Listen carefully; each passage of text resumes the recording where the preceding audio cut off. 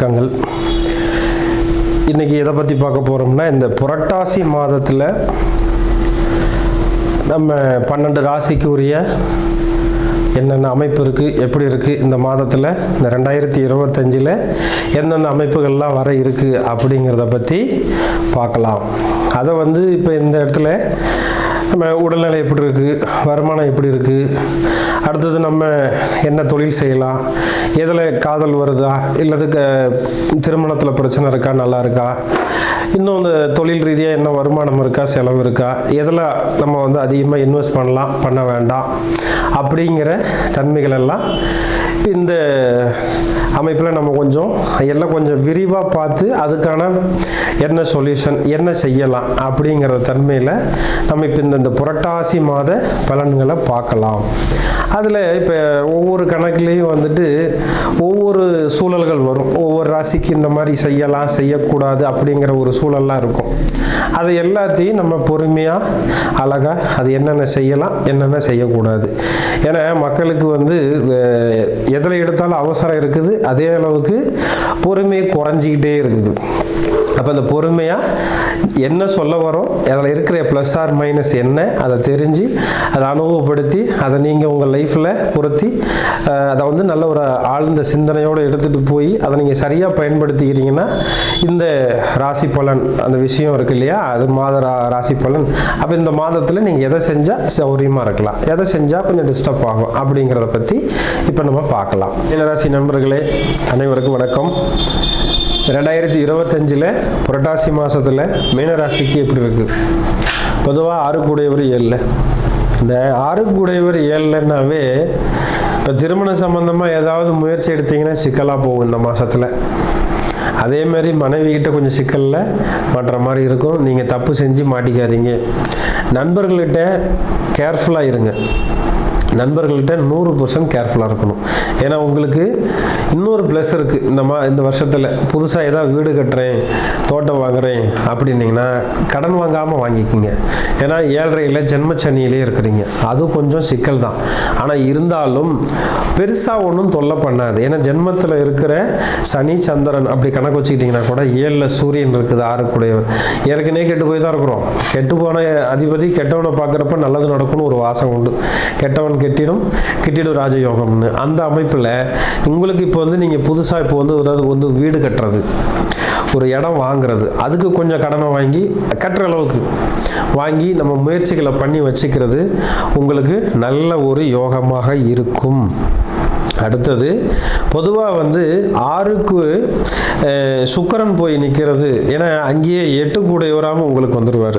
அப்போ என்ன ஆகுனா, கடன் வாங்கிறதுக்கு இப்போ நம்ம கொஞ்சம் அவசரப்படாமல் பார்த்து வட்டி விதங்கள்லாம் கவனமாக பார்த்து இந்த கடனை வாங்கினா தப்பிச்சுக்கலாங்க. நம்ம அவசரத்துக்கு போய் கடன் கிடைச்சா போதுன்னு வாங்கிட்டிங்கன்னா லைஃப்பில் போய் நிறைய கடனுக்கு ஆளாகிறதுக்கு வாய்ப்பு வந்துடும். அப்போ இந்த மாதத்தில் இந்த ஒரு விஷயத்தில் கவனமாக இருக்கணும். அது ரொம்ப முக்கியம். 2வது 4ஆம் இடத்துல குரு, அவர் 10 கூடையவராக இருக்கிறேன்னா புதுசாக நீங்கள் அலுவலகம் போடுறேன், ஒரு ஆஃபீஸ் உருவாக்குறோம், ஒரு தொழிலுக்காண்டி ஒரு விஷயத்தை செய்கிறோம்னா 100% யோகமாக அது வேலை செய்யுங்க. அதில் ஒன்றும் பெருசாக தப்பு பண்ணாது. அப்போ அதில் கவனமாக நம்ம சரியாக பார்த்து அந்த ரூட்டை கரெக்டாக பிடிச்சி எடுத்துக்கிட்டோம்னா சௌரியமாக வந்துடும். அடுத்தது அம்மாவுக்கு கொழுப்பு சம்மந்தமாக கொஞ்சம் நோய் வரலாம். அதை கொஞ்சம் கவனமாக பார்த்துக்குங்க. ஏன்னா அதை நோயில் அது ஸ்டார்டிங் பீரியடிலே பார்த்துக்கிட்டிங்கன்னா கொஞ்சம் சௌரியமாக இருக்குது. இந்த இதிலே கணக்கிலே கொஞ்சம் அம்மாவுக்கு மீனராசியில் பிறந்தவங்களுக்கு அவங்க அம்மாவுக்கு கொஞ்சம் சிக்கல் பண்ணும். 1. 2வது இந்த காடு வீடு சொத்து சொகத்தில் கடன் வாங்கக்கூடிய இடத்துல இருக்கும். நம்ம கடன் வாங்குவோம் இல்லைங்களா, வண்டியெல்லாம் பார்த்தீங்கன்னா ஒரு முறை இருக்கும், அப்படி இன்னொரு முறை அதை கடன் கட்டி முடிச்சிட்டோம்னா திரும்பவும் கடன் வாங்குற மாதிரி இருக்கும். அந்த மாதிரி சில விஷயத்தெல்லாம் கூட எவ்வளவு முடியுமோ அந்த அளவுக்கு பார்த்து குறைச்சி வாங்கிக்கிறது நல்லது. 1. 2வது இந்த மீனத்துக்கு பொதுவாக 12ல் ராகு இருக்குது அப்படின்னா வெளிநாடு போகிறதுக்கு வெளியூர் போகிறதுக்கெல்லாம் தானாக ரூட்டு கிடைக்குங்க. வாங்க போயிட்டு தான் வரலாமே, இந்த இப்போ ஒரு சிங்கப்பூர் போகலாம், மலேசியா போகலாம், இந்த ஜப்பான் போகலாம், அமெரிக்கா போகலான்னு அவங்களாவே நம்மளை வந்து கூப்பிடுவாங்க. கூப்பிட்டு இப்போ போயிட்டீங்கன்னா இன்னொரு 5 வருஷம் கூட குறை இருக்குது 7.5.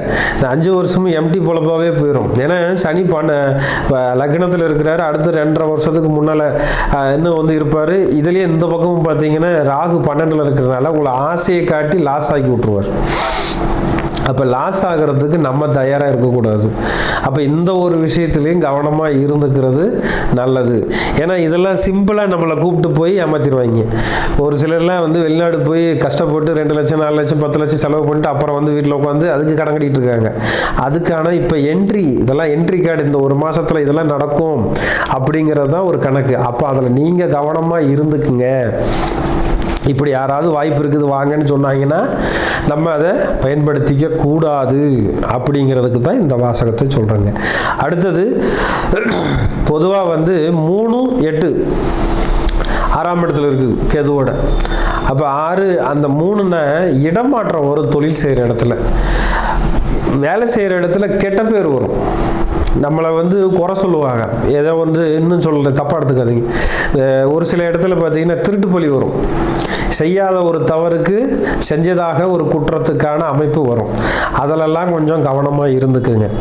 அந்த ஒரு விஷயம். 2வது 9 கூடையவர் 8ல் இருக்கிறாருனாக்கா பாக்கியாதிபதி 8க்கு போயிட்டாரு அப்படின்னா இந்த 9, 2 இது வந்து யோகம். ஆனால் 2ஆம் இடத்துல வருமானத்தையும் கெடுத்து விட்ரும். அப்போ அந்த புரட்டாசி மாதத்தில் முடிஞ்ச அளவுக்கு பாருங்கள், வருமானம் வந்து தேவையில்லாத செலவுக்கு போய் செலவாகும். வருமானம் வர்றது எங்கே போச்சுன்னே தெரியாது. அந்த அளவில் ஒரு கணக்கை கொண்டு வரும். அப்போ இதிலெல்லாம் சில விஷயத்துலலாம் நீங்கள் கேர்ஃபுல்லாக இருந்துட்டிங்கனாவே, எது மைனஸோ அதை சரி பண்ணிக்கிட்டாவே நன்மைகள் நம்மளை தேடி நல்லபடியாக வந்துடும். அப்போ நம்ம தேவையானதை நம்மளே பயன்படுத்திட்டு போயிடலாம். ஒரு கஷ்டத்தை மட்டும், இப்போ ஒரு உதாரணத்துக்கு ஒரு இடத்துல காலில் அடிபட்டுருச்சு, ஆனால் வலி எங்கே இருக்கும்? உடம்பு ஃபுல்லாக வலிக்குது. அது மாதிரி தான் சுகமாக இருக்கிறதும் அந்த ஒரு இடத்துல அடிபட்டதுனால எல்லா வலி இருக்கிறதுனால அதே அமைப்பு தான். இப்போ ஒரு கஷ்டம்னு இருக்கிறத கஷ்டத்தை நிவர்த்திப்படுத்திட்டா எல்லா சந்தோஷமும் வந்துடும் இல்லைங்களா? அந்த மாதிரி எது கஷ்டமான விஷயமோ அதை மட்டும் நம்ம உங்களுக்கு கொடுத்துருக்கோம். அதை வந்து சரி பண்ணிட்டீங்கன்னா மற்றதில் எதுவும் தப்பு பண்ணாது. நல்ல ஒரு அனுக்கிரகம், நல்ல ஒரு வாழ்க்கை சூழல் உருவாக்கிக்கலாம். இந்த மாதத்தில் நல்ல அழகாக மேட்ச் பண்ணி போய்க்கலாங்க.